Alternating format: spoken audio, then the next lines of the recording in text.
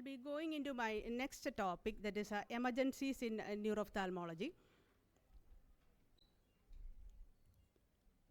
So neuro-ophthalmology, as Dr. Gemini has already told us, it is amazing. It's a field that requires multidisciplinary coordination and care that we have already demonstrated here in our introductory speech. And neuro-ophthalmic emergencies can be life-threatening or vision-threatening, and many of these may require extensive ancillary testing. And these are the various diagnoses that may come into play that we will be going into shortly, and will be discussed under the following categories.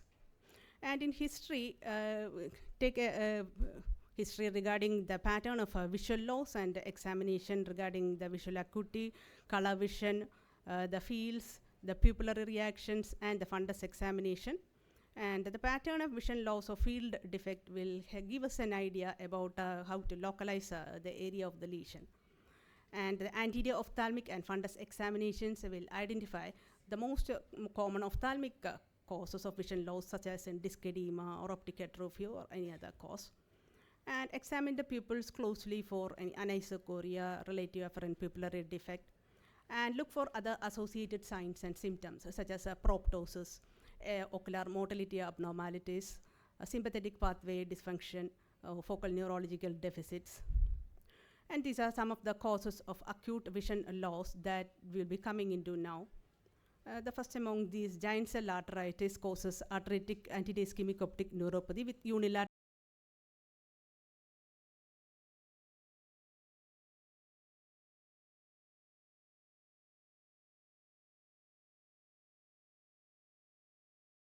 biopsies diagnostic, and look for these systemic features in these patients. And urgent initiation of IVMP followed by slow taper of oral steroids may help to prevent recurrent ischemic events in these patients. And this is a case of GCA with pallid disc edema in the right eye and fellow eye old involvement with optic atrophy. You can see the disc edema here and the RNFL thinning here with the grossly depressed fields. In contrast, when you come to non-arthritic ischemic optic neuropathy, the discs look more hyperemic, and the sectoral pallor of the superior aspect you can see here with a corresponding typical inferior altitudinal field defect. Now coming to pituitary apoplexy, these patients can present suddenly with a painful ophthalmoplegia, vision loss, and bitemporal field defects. And they may need a corticosteroid supplementation. This is a case of coming to papilledema cases. A 25-year-old female for a routine eye examination found to have papilledema, and she was diagnosed as having idiopathic intracranial hypertension. And the previous case, she had good vision, 6/6 and 6 vision, normal fields, normal, this color vision, visual function was normal. However, this is again another case of idiopathic intracranial hypertension. You must be remembering the pictures from Dr. Gemini's talk. This is the same case. She was not that fortunate enough. She had fulminant intracranial hypertension. She presented with hand movements vision with RNFL, initial pallid disc edema with the peripapillary hemorrhages and the disc edema RNFL thickening, and there was an increased ONSD diameter in ultrasound B scan. And she underwent optic nerve sheath fenestration, following which there is a resolution of disc edema and peripapillary hemorrhages. However, there is a thinning of the RNFL, and there is a marginal improvement in vision from hand movements to counting fingers. So papilledema can harbor some other things other than idiopathic. So this is a 13-year-old girl who was referred to us with a defective vision, headache, and referred as bilateral optic neuritis. And she had a papilledema in both eyes, and on evaluation she was found to have a grossly depressed fields more in the left eye, and neuroimaging revealed tectal plate glioma, and vision improved after neurosurgery. Now coming to optic neuritis cases, it's a 31-year-old female with multiple sclerosis optic neuritis. In the left eye there is mild disc edema with grossly depressed fields, and she improved following IVMP therapy.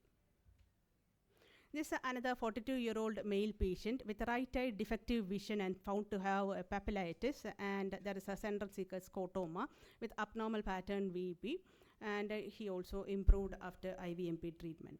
So optic neuritis can be different, have a different spectrum, such as emoji positive optic neuritis, which are more common in children. In multiple sclerosis occur in 20 to 40 years age group, and NMO may be a little bit later, like 4th or 5th decade. And coming to the compressive lesions, the compressive optic neuropathy can be close to the eye, such as in the orbit, such as in thyroid eye disease, such as here, or optic nerve glioma, or it can be higher up, such as in the case of an 11-year-old boy with a defective vision in both eyes, and on examination found to have temporal pallor of the disc.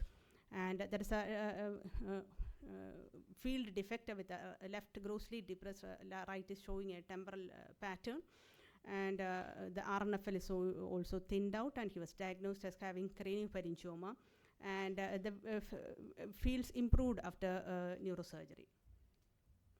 And here there is a 35-year-old myope patient who came for a change of glasses, lady, and on examination she was found to have temporal pallor, and fields showed a temporal pattern, bitemporal pattern of defects, and imaging, on further imaging, she was found to have opticochiasmatic glioma, and her vision improved following decompression surgery, partial debulking, but the fields are remaining almost static.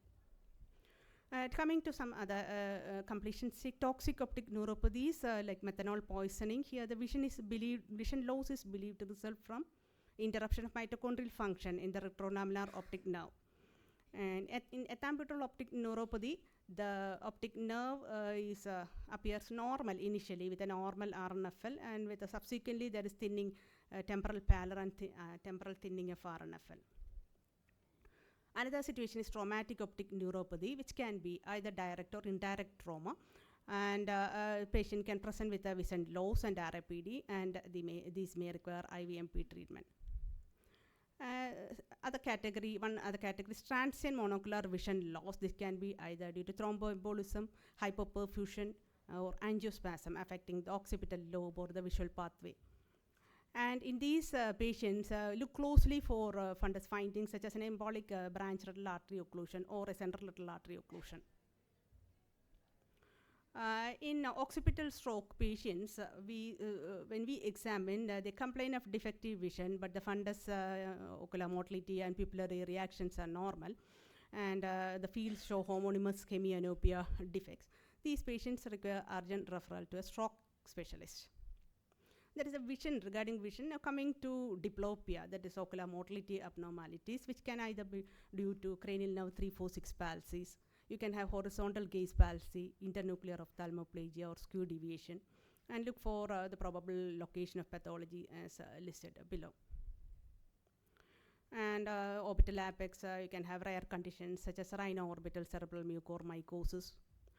Look for evidence of cavernous sinus thrombosis, or intracranial aneurysm that Dr. Gemini beautifully described here, like a posterior communicating aneurysm, which can cause a pupil involving third nerve palsy without ptosis and aberrant regeneration. If the pupil is spared, it is most likely an ischemic third nerve palsy, and this resolves spontaneously within weeks. Otherwise, it needs surgical intervention. Other rare cases such as Wernicke's encephalopathy due to thiamine deficiency can also present with ocular motility abnormalities. Do carotid arterial dissection. So in conclusion, though being rare entities, a high index of suspicion should be there to pick up these neuro-ophthalmic emergencies, and accurate and timely diagnosis with a prompt intervention can be life-saving as well as sight-saving. Thank you.